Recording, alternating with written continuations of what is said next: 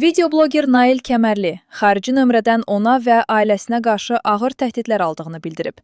Təhdid məktubunda qızının həyatı ilə bağlı açıq hədələr səsləndirilib, onu izləyəcəkləri və susturmağa çalışacaqları qeyd edilib.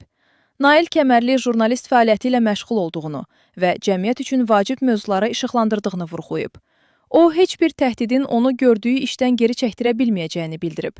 Bloger bu paylaşımı ictimaiyyətin məlumatlı olması və sabah baş verə biləcək hər hansı hadisənin öncədən qeydə alınması məqsədi ilə etdiyini qeyd edib. Təhdid məktubunda qeyd olunub ki, əgər qeyri-qanuni həyatı sağda-solda pisləsən və ya etdiyiniz işbirlikçiliyi davam etdirsəniz, sizi muxbir hesab edəcəyik. Oğru həyatını pislədiyinizə görə qızınızı hər dəqiqə və hər saniyə güllələdə bilərik. Qardaşlarım Azərbaycanda sizin izninizdə olacaq. Polisə çox güvənməyin, onlar da bizimlə mübarizə apara bilməz. Bu təhdidi sənə edən şəxs də mənəm, Varzo. Bu adı çox eşidəcəksən.